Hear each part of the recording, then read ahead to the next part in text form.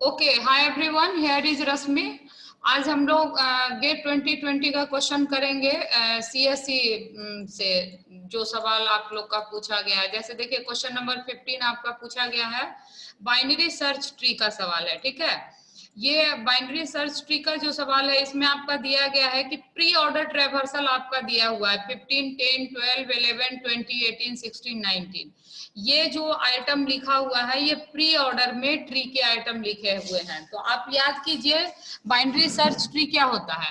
तो आपको याद होगा बाइनरी सर्च ट्री तो वो होगा जिसमें हर नोड के साथ दो चाइल्ड नोड कनेक्टेड होंगे। एक तो ये बात बाइनरी है, इसलिए सर्च का मतलब क्या होगा कि आपका जो भी आपने क्या बोलते हो आप, जो भी आपने आइटम उसमें इंसर्ट किया है लेफ्ट साइड में, अगर आप फॉलो कर रहे हो तो हमेशा रूट से लेफ्ट क्या होगा छोटा और राइट क्या होगा बड़ा। हर नोड पर ये बात लागू होगी। ठीक है, तो इसी तरह के ट्री को अपन क्या बोलते हैं, बाइनरी सर्च ट्री। अब प्री ऑर्डर का मतलब क्या हो गया कि देखिए नोड के साथ तीन इंफॉर्मेशन होता है। एक तो आपका होता है आपका क्या होता है नोड के साथ, एक तो नोड का आइटम खुद हुआ, दूसरा उसका लेफ्ट चाइल्ड हुआ और तीसरा राइट चाइल्ड हुआ। ठीक है ना, तो ये तीन इंफॉर्मेशन जो है आपके हमेशा नोड में हर नोड पे लागू होता है। जब आप प्री ऑर्डर की बात करते हैं तो चाहे पोस्ट ऑर्डर या फिर इन ऑर्डर, तो हमेशा जो पोजीशन है वो किसका चेंज होता है, डाटा का चेंज होता है ना। जैसे अगर प्री की बात करें तो सबसे पहले डाटा किसी नोड का विजिट होगा, फिर लेफ्ट और फिर राइट। इन ऑर्डर की बात करें तो पहले क्या होगा, इन मतलब डाटा बीच में आएगा, पहले लेफ्ट डाटा फिर राइट राइट। पोस्ट ऑर्डर की बात करें तो क्या होगा, एल आर हमेशा फिक्स रहेगा, डी चेंज होता है ना, यानी कि पहले एल आर होगा बाद में डी होगा।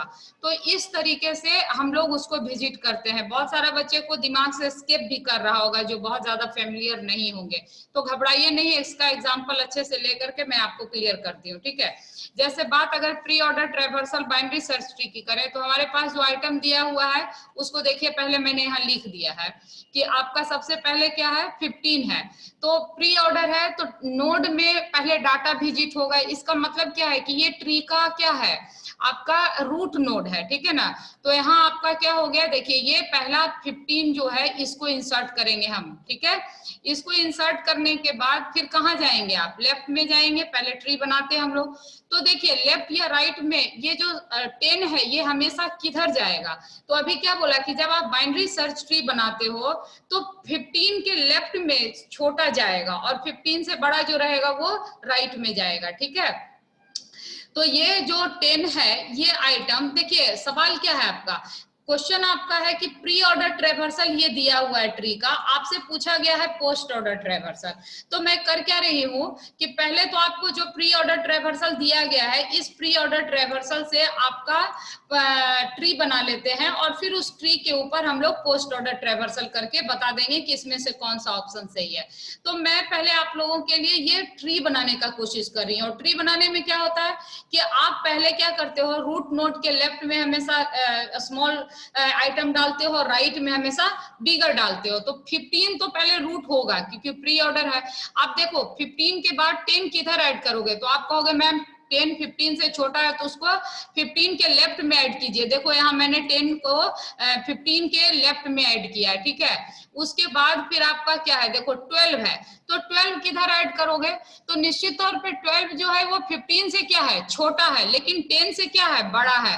तो 15 के लेफ्ट में और 10 के किस में आएगा, राइट में, है कि नहीं। आप कहोगे राइट में डाल दीजिए आप इसको।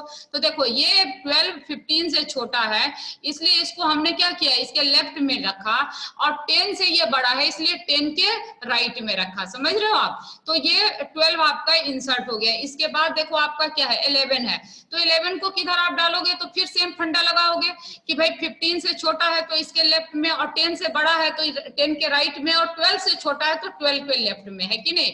तो देखो ये कहाँ जाएगा, 15 से छोटा है इसलिए 15 के लेफ्ट में आ जाओ 11, और 10 से बड़ा है इसलिए 10 के राइट में आ जाओ, और 12 से छोटा है इसलिए इसके 12 के 11 में आ गया, है ना, तो 11 यहाँ इंसर्ट हो गया। तो देखो जो जो आइटम इंसर्ट होते जा रहा है उसके बाद ही ना अगला आइटम आप इंसर्ट करोगे, दैट इज इंपॉर्टेंट, क्लियर है ना। तो इस तरह से इसमें हम लोग इसको डाल रहे हैं। देखो 11 तक हमने डाल लिया, अब अपन को डालना है क्या, 20। ध्यान रख देना 20 कहाँ डालोगे, तो आप कहोगे मैम ये तो साफ बात है 20 राइट में होगा 15 के, क्योंकि 15 से क्या है ये बड़ा है। तो चलो आ जाओ 20 डालो 15 के राइट में, यानी यहाँ देखो 20 डाल दिया आपने, है ना, 15 के राइट में ही जाएगा। ये बाइनरी सर्च ट्री का प्रॉपर्टी होता है कि हमेशा हर रूट नोड का से जो भी छोटा होगा, जो भी नोड है वो पेरेंट हमेशा ये नोड में इधर 10 से सब छोटा आएगा और 10 से हमेशा बड़ा आएगा। 15 से लेफ्ट में हमेशा सबका सब छोटा होना चाहिए, राइट में सबका सब बड़ा होना चाहिए, हर नोड पर लागू होता है ना। तो this is the property of binary search tree. Okay, 20 insert कर लिया। अब देखो 18 कहाँ डालोगे, तो देखो 20 से 18 छोटा है तो 20 के लेफ्ट में आप डालोगे, और 15 से बड़ा है तो राइट में जाएगा। देखो 15 से बड़ा है 18 तो ये तो 15 के राइट में जाएगा, लेकिन यहाँ पर इंसर्ट करने में किसी ने गलती कर दिया है, ये गलत इंसर्ट हो गया है। 15 के बाद राइट में 20 आएगा, बट 18 जो है ये 20 के लेफ्ट में आएगा क्योंकि ये छोटा है ना, तो this is the mistake, no problem. देख लेते हैं आगे, कंटिन्यू आगे, यहाँ देखो ठीक है ना, 20 के लेफ्ट में 18 आएगा क्योंकि ये क्या है 20 से छोटा, और 15 के राइट में जाएगा क्योंकि ये 15 से बड़ा है, क्लियर। तो चलो 18 के बाद क्या हो जाएगा आपका 16, तो आप 16 किधर डालोगे, तो आप कहोगे मैम 18 से छोटा है 16, ओके, तो ठीक है 18 के लेफ्ट में डाल दोगे आप। चलो आ जाओ यहाँ देखो 18 के लेफ्ट में डालोगे, 15 के राइट में जाएगा क्योंकि ये 15 से बड़ा है 16, और 20 के लेफ्ट में आएगा, और 18 के भी लेफ्ट में आएगा, और ये 16 फाइनली 18 के लेफ्ट में जाके इंसर्ट हो गया, ठीक है ना। यहीं पर इसका जगह बन रहा है। 16 के बाद अब आप आओ कहाँ, किसको इंसर्ट करोगे, 16 के बाद लास्ट आइटम आपका 19 दिया हुआ है, ठीक है ना। तो देखो 16 के बाद 19 कहाँ ऐड करोगे आप, तो 19 क्या है आपका 20 से बड़ा छोटा है और 18 से बड़ा है ना, 20 से छोटा है और 18 से बड़ा है, तो इसको अपन कहाँ डालेंगे, देखो इसको डालेंगे हम लोग 20 से राइट में, ठीक है।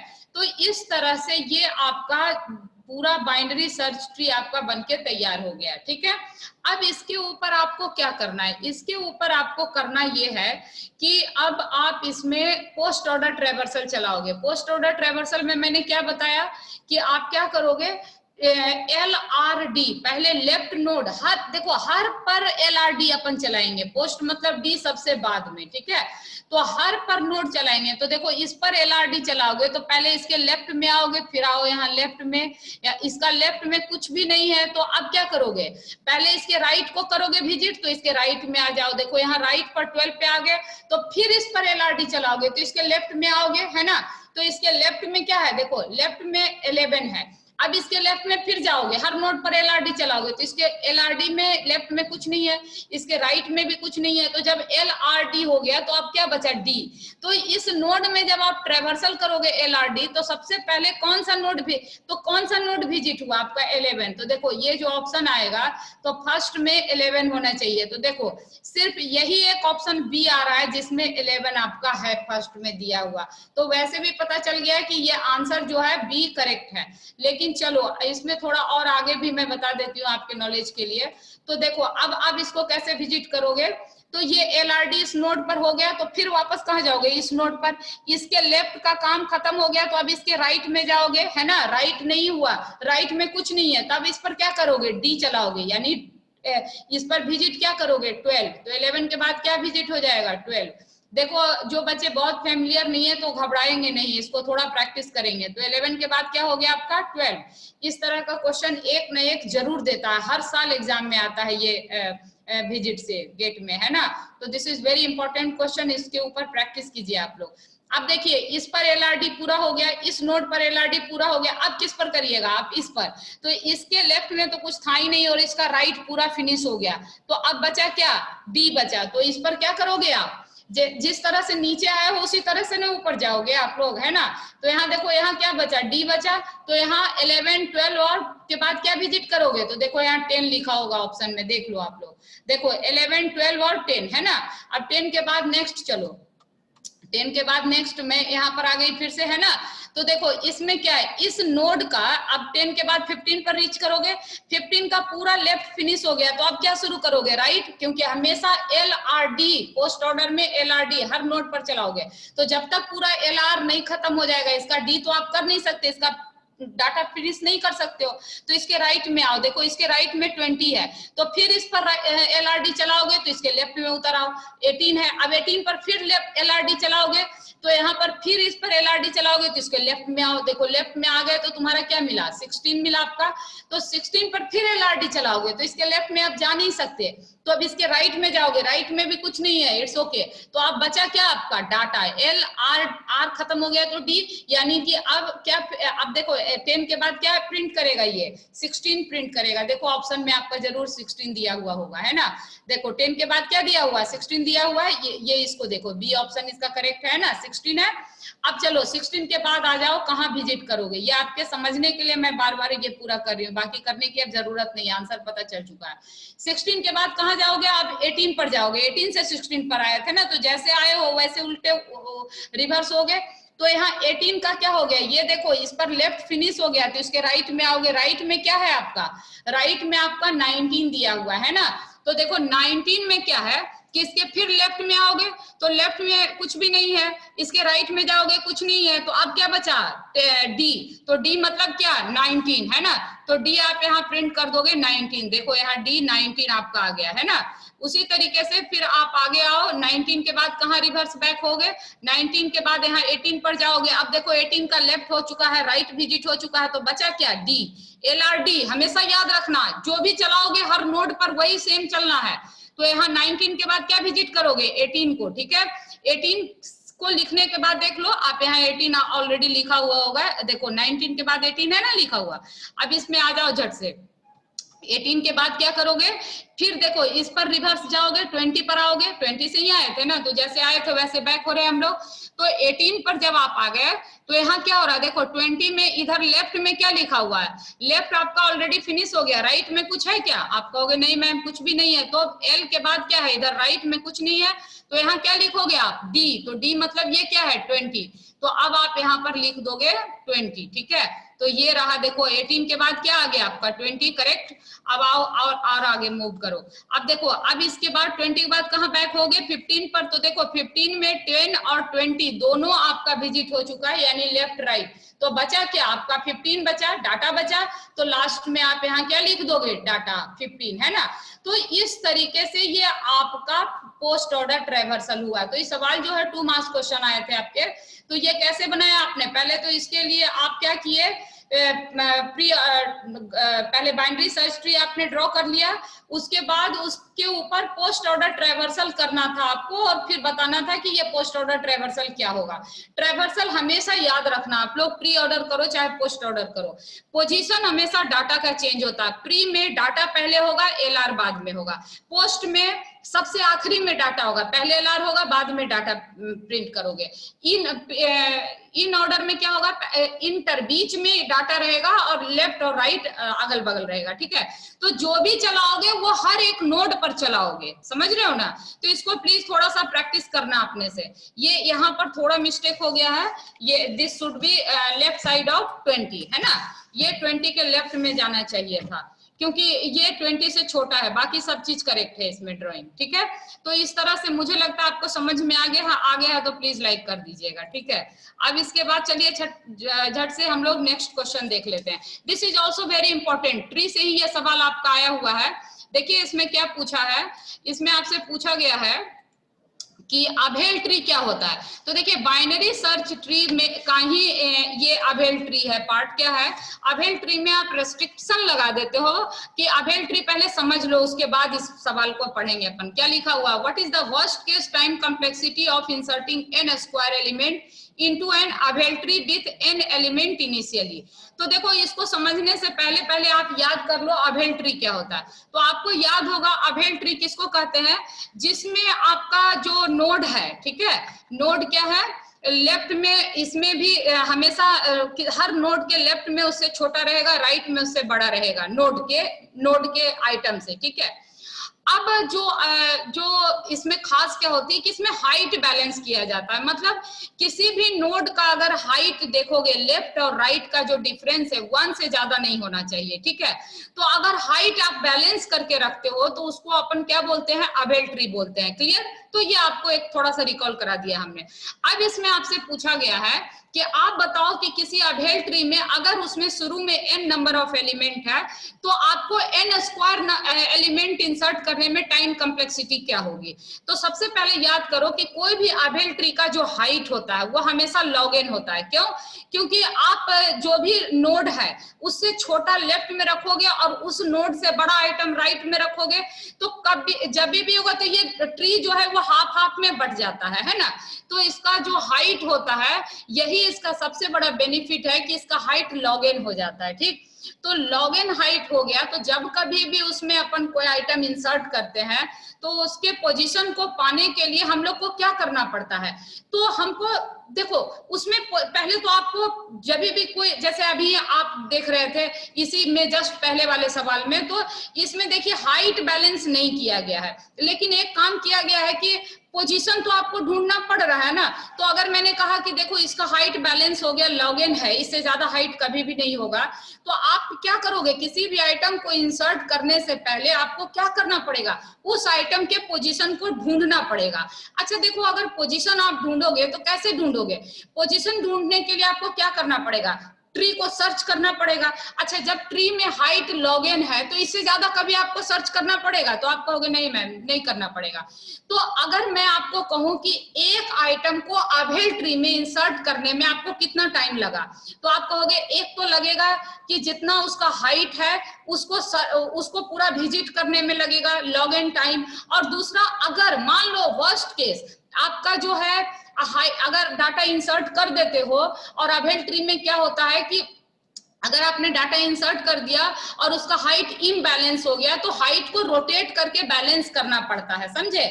तो ये प्रैक्टिस करने वाली बात है, और कोई सवाल आएगा तो उसमें भी मैं अलग से कर दूंगी, ठीक है।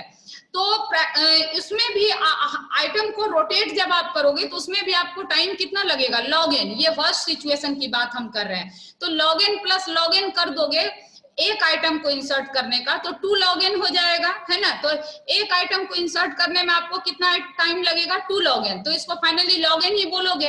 तो n स्क्वायर आइटम इंसर्ट करने में कितना आपका टाइम कॉम्प्लेक्सिटी होगा, तो आप कहोगे ma'am n square log n होगा, क्योंकि अगर n आइटम को इंसर्ट करने में मेरा log n टाइम लगा हुआ है तो n स्क्वायर आइटम को जब आप इंसर्ट करोगे तो वो कितना टाइम होगा, n स्क्वायर log n ही होगा। This is the beauty of binary search tree, है ना, किसका हाइट कभी भी log n से ज्यादा हो ही नहीं सकता, क्योंकि हम हर नोड का जो डिफरेंस होता है लेफ्ट और राइट उसको 1 से ज्यादा हम नहीं होने देते हैं बाइनरी सर्च ट्री में। तो उसी स्पेशल केस को आप क्या बोलते हो, अबेल ट्री। वेरी क्लियर ना।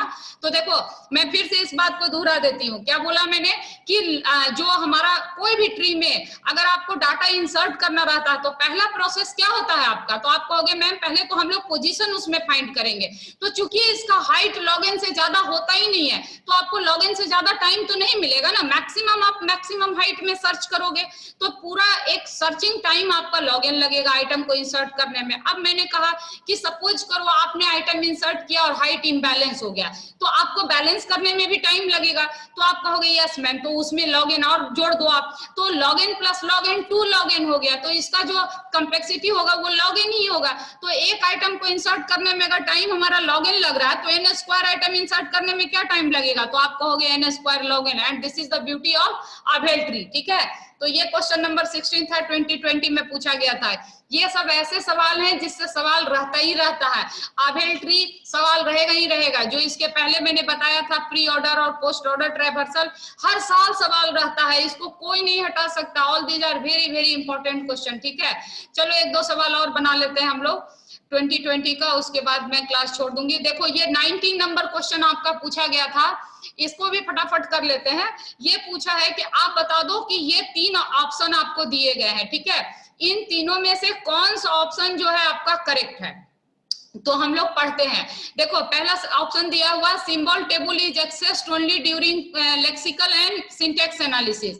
तो आप कहोगे मैम सिंबल टेबल तो याद आ रहा है, ये कहाँ था? तो आप जब कंपाइलर डिजाइन पढ़ रहे थे तो उसमें 6 फेजेज आपको बनाने पड़ते थे, है ना? तो उन 6 फेजेज में सब फेजेज के साथ सिंबल टेबल जुड़ा हुआ था, याद होगा आपको, है ना? इसका काम क्या होता है सिंबल टेबल का, कि आपके प्रोग्राम में जहां जहां नया नाम आएगा तो वो सबको क्या करता है, ये सिंबल टेबल में डालते चला जाता है। तो और अगर एक तो ये काम हुआ, दूसरा काम क्या है कि अगर आपको डेटा चाहिए होता है तो वो भी कहां से उसको ट्रैक करता है आपका प्रोग्राम, तो ये सिंबल टेबल से ही ट्रैक करता है कि where is my data, right? जिसको आपको प्रोग्राम में एग्जीक्यूट करना है, कंप्यूटर कहां से उसका डाटा निकालेगा, वो सारा इंफॉर्मेशन कहां रहता है, हर एक सिंबल का, यानी function name, array name, variable का नेम, जो कुछ भी आपने प्रोग्राम में यूज किया है, स्ट्रक्चर का name, every name is stored in the symbol table. और इस सिंबल टेबल का काम सिर्फ स्टोर करना नहीं है, बल्कि जब जब आपके कंप्यूटर को उस डाटा की जरूरत होती है तो उसका एड्रेस, उसका इंफॉर्मेशन कहां से आपका कंप्यूटर प्राप्त करता है, तो आप कहोगे मैम सिंबल टेबल से, ठीक है? तो इसीलिए जो आपका कंपाइलर है उसके हर एक फेज से आपका सिंबल टेबल जुड़ा रहता है। लेकिन आपके इस ऑप्शन में लिखा गया है कि साहब लेक्सिकल और सिंटैक्स एनालिसिस से ही जुड़ा रहता है, तो this option is incorrect, right? ये गलत है। चलो नेक्स्ट में आ जाओ। कहता है, तो पहला ऑप्शन गलत हो गया, दूसरा ऑप्शन पढ़ो। कहता compiler for programming language that support recursion necessarily need heap storage for memory allocation in the run time environment. देखो मैं बहुत जल्दी जल्दी पढ़ दी, आप लोग घबराना नहीं। आपको सबको पता है रिकर्सन क्या होता है। जब आप एक फंक्शन को दूसरे सेम फंक्शन को सेम फंक्शन में कॉल करते हो, दैट इज कॉल्ड रिकर्सन। अब देखो ये क्या बोलता है कि अब देखो आपके कंप्यूटर में जो स्टोरेज होता है वो हीप स्टोरेज भी होता है और स्टैक स्टोरेज भी होता है ना? तो ये बोल रहा है, आपसे पूछा गया है कि रिकर्सन जो है वो नेसेसरीली, मतलब हमेशा और हमेशा हीप स्टोरेज से ही मेमोरी एलोकेट करेगा रन टाइम में। तो ये ऑप्शन सही है कि गलत है, इसको समझने के लिए आपको मुझे बताना पड़ेगा। तो देखिए, जब भी आप डायनामिकली मेमोरी लोकेट करते हैं ड्यूरिंग कंपाइल टाइम, जैसे अगर बात सी की करें तो सी में मेमोरी डायनामिकली लोकेट आप कैसे करते हो, मैलोक और कैलोक से करते हो, है ना? ये दो स्पेशल फंक्शन दिया हुआ है कि उससे अगर मेमोरी लोकेट होगा तो वो डायनामिक ही होगा, that is very very important. तो वो हमेशा हीप स्टोरेज से होता है। तो यहाँ पर फिर से ध्यान देना आप लोग, ये जो हीप स्टोरेज है ये डायनामिक मेमोरी लोकेशन के लिए है। तो इस हीप स्टोरेज को आप रिकर्सन के लिए भी यूज कर सकते हो, लेकिन रिकर्सन हमेशा हीप स्टोरेज ही यूज करेगा ये जरूरी नहीं है। तो आप बोलोगे मैम क्यों? क्योंकि हीप रिकर्सन जो है ना वो स्टैक स्टोरेज का भी इस्तेमाल कर लेता है। तो रिकर्सन जो है स्टैक स्टोरेज का भी इस्तेमाल कर सकता है और हीप स्टोरेज का भी इस्तेमाल कर सकता है, ठीक है ना, मेमोरी लोकेशन के लिए। तो ये जो ऑप्शन है आपका, इसमें नेसेसरी वर्ड लगा देने के कारण this is also incorrect. Necessary का मतलब हो गया कि स्टैक को यूज नहीं करेगा, पर ऐसा संभव नहीं है। रिकर्सन जो है स्टैक को भी एक्सेस, स्टैक मेमोरी को भी लेता है और हीप मेमोरी को भी लेता है। तो अगर ये नेसेसरी वर्ड यहाँ से हटा दिया जाए तो ये ऑप्शन आपका करेक्ट हो जाता है, लेकिन चूंकि यहाँ नेसेसरी लगा दिया गया, यानी इसके अलावा कुछ भी नहीं, तो ये ऑप्शन भी आपका क्या हो गया, गलत। हमको लग रहा है आप लोग को समझ में आ रहा है। तो चलिए, आ रहा है तो लाइक करना नहीं भूलिएगा कभी भी, ठीक है? फिर देखिए थर्ड ऑप्शन आप पढ़िए। कहता है error violating condition, any variable must be declare before it's use. Yes, correct. जब भी आप लोग कोई वेरिएबल को डिक्लेयर करते हैं तो आपका क्या होता है कि आप उसको यूज करने से पहले डिक्लेयर करिए, अगर ऐसा नहीं करिएगा तो वो एरर देगा, ठीक है? तो पूछता तो, लेकिन यहाँ तक तो सही है, लेकिन ये क्या लिखा है, are detected during syntax analysis.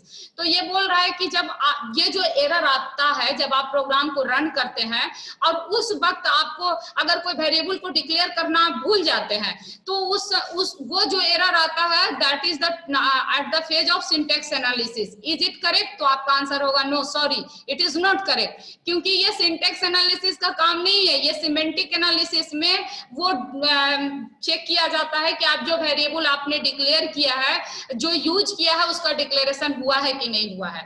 तो डिक्लेरेशन जो है टाइप एरर वो हमेशा सिमेंटिक एनालिसिस का पार्ट है और सिंटेक्स एनालिसिस का पार्ट ये नहीं है। तो लकीली इसमें क्या हुआ कि ये 3 के 3 सारे के सारे ऑप्शन आपके क्या हो गए, इनकरेक्ट हो गए, इसलिए इसका सही आंसर क्या होगा, ऑप्शन नंबर डी। समझ गए आप लोग हमारी बात। चलिए एक आखिरी सवाल इसका कर लीजिए, आपका ऑपरेटिंग सिस्टम से 2020 में क्वेश्चन नंबर 22 में आया था। ये भी बहुत आसान है। देखिए मैं आपको ये सब सवाल कराने से पूरा उम्मीद है कि आप लोग को जो है फायदा तो हो ही रहा है, कॉन्सेप्ट आपका रिव्यू हो रहा है, कॉन्फिडेंस आ रहा है, लेकिन प्रैक्टिस जरूरी है। देखिए कोई भी एग्जाम के लिए जब तक आप प्रैक्टिस नहीं करेंगे, सवाल आसान हो या मुश्किल हो, we can not solve it. Okay, तो प्रैक्टिस तो आप लोग को जरूरी है। अब देखिए ये सवाल भी हम लोग पढ़ते हैं, ये ऑपरेटिंग सिस्टम का सवाल है आपका। कहता है consider the following statement about process state transition for a system using primitive scheduling.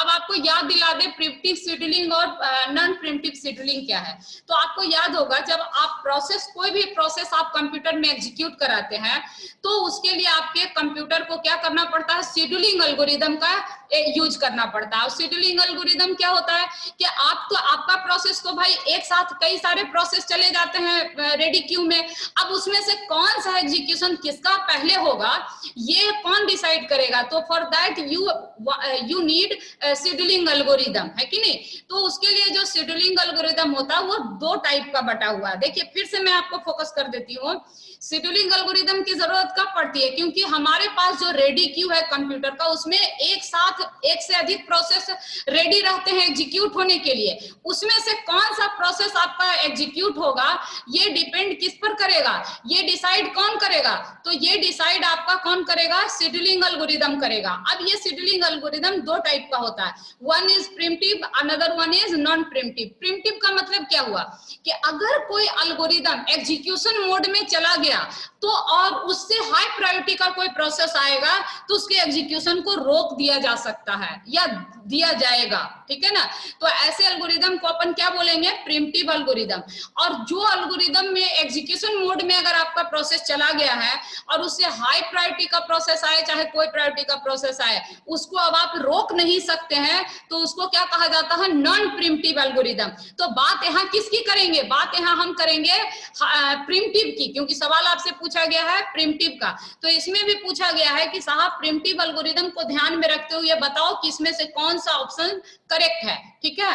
तो पहला स्टेप पढ़िए, कहता है running process can move to ready state. देखिए रनिंग प्रोसेस से मतलब आपका क्या है, एग्जीक्यूशन जो हो रहा है प्रोसेस वो रेडी स्टेट में जा सकता है, बिल्कुल जा सकता है। अभी मैंने बताया ना कि भाई जो आपका प्रिमिटिव एल्गोरिदम होता है उसमें एग्जीक्यूशन से रेडी स्टेट में आपका प्रोसेस जा सकता है अगर कोई हाई प्रायोरिटी प्रोसेस आ जाए तो, ये it is possible in case of primitive scheduling, right. और लेकिन अगर यही बात नॉन प्रिमिटिव शेड्यूलिंग में होता तो ये संभव नहीं था।